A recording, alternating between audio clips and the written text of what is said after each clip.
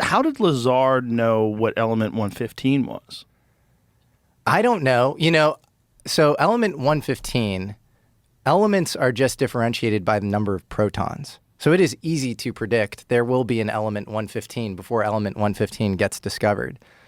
If they have, I think they don't have a stable version of moscovium, which is element 115. And so if they can find some stable version, I think he'll be super vindicated based on that. Well, they think he has a stable version. I know that. Yeah. They think that was part of, during Jeremy Corbell's documentary that he was doing on Lazar, he was raided by the FBI. They raided his lab, and he thinks that's what they were looking for. That is wild. Yeah. I think there is so much real about the Lazar story. I think he was at S4. I think he met Edward Teller. I think he was at Los Alamos. I think he was at MIT. I know there's some stuff he told you offline. MIT's engaged in a lot of spooky stuff where you can't talk about what you were doing. There's a lot of federally funded weird stuff going on there. Yeah, if you want to teach your people how to do something that's kind of fucked up, you would send them to MIT. 100%. Yeah. EG&G came from Doc Edgerton, who was, MIT faculty, and that's where he ended up working after meeting Edward Teller, was EG&G. So I believe there's a lot in that story that's super true. That lens, you need to apply that lens. Right. The limited hangout lens. Well, it's also like, what is he dealing with really? Like, what is the craft? Is that thing ours?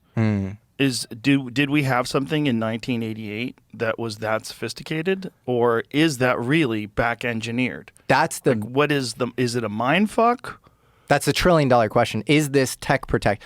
This is at a time when stealth craft had just came on the scene, and you had. When did stealth technology first get implemented? It was the F-117 was the first stealth craft. That was the early 80s. And you had actually this guy named Pyotr Ufimtsev, who is this... what a name. Yeah, a great name. Early 20th century Russian mathematician that Ben Rich and some of his engineers at Lockheed Skunk Works had resuscitated. There's this kind of disagreement between Ben Rich, who is the incoming Skunk Works director. Skunk Works is the most advanced R&D division of Lockheed Martin. And Kelly Johnson, the legendary guy who had started Skunk Works. And so Ben Rich was very pro-stealth. He thought that this was this really important modality. And he and a couple of his engineers resuscitated this obscure Russian mathematician to reduce radar cross-sections on planes.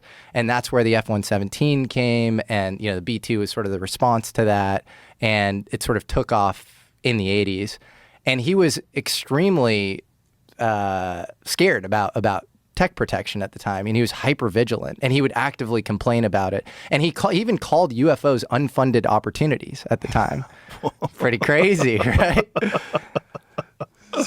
So that's the backdrop. And there's also, in 1986, there's a budget line item in the congressional budget for $2 billion for the Aurora. And this is this super stealthy craft that's post F-117.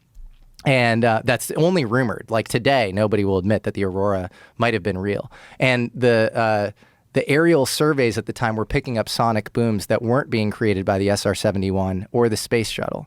And so there was something being flown around at that time that was, causing these sonic booms that was unaccounted for.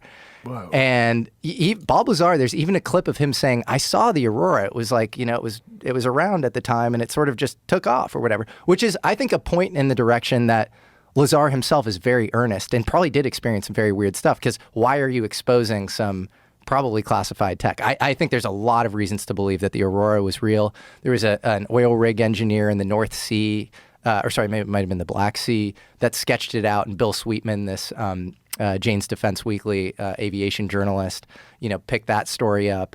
What did he describe it as? This kind of... It was a triangle similar to the B-2, but I think more narrow, and it just flew incredibly fast, like faster than the F-117, and I don't know. It was just super advanced. Can you envision? Would it be actually possible in 1988 to?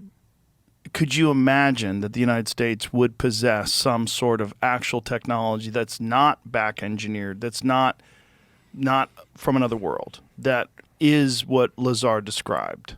It's funny you should ask that. Yes, I do. Yes? Really? Yes. And that's not to say, I don't want to, again, pour cold water on the like UFO crash retrieval stuff, because I think there's a lot of interesting evidence there. But is there a tech tree that involves anti-gravity? Absolutely, in the US. And I can trace it all the way back to this guy named Thomas Townsend Brown. So if we were to be talking in front of any academic physicist right now, they would laugh at us. They'd be like, you're crazy. If we were to talk amongst any aerospace graybeard who is at a certain level, I think they'd give you a little wink and a smile.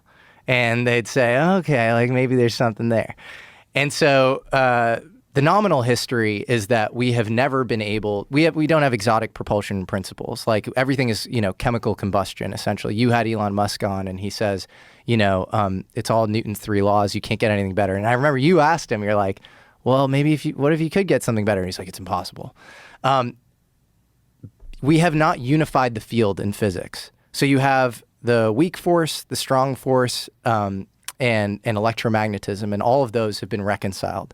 Gravity is out here hanging out by itself on an island. So you have the standard model, quantum field theory, and you have Einstein's theory of gravity, and the two are not reconcilable. It is my belief that if you were to reconcile them, you could create exotic propulsion, which I think any even reasonable theoretical physicist who's credentialed would say if you could reconcile them, that's possible. I think that Thomas Townsend Brown did this experimentally, not theoretically. I don't think he was a very strong theoretical physicist, but I think he did this experimentally.